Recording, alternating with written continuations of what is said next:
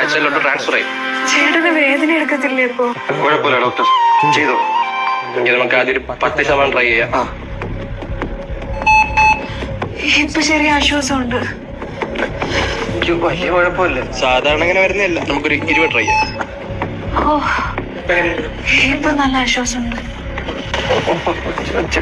ഇല്ല, ഉണ്ടോന്ന് അറിയാൻ വയ്യ.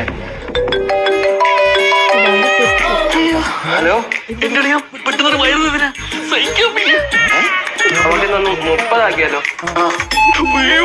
എന്തോ ഒരു വലിയ സ്ഥലം താഴോട്ട് പോകണം. 40 ആക്കിയാണ്.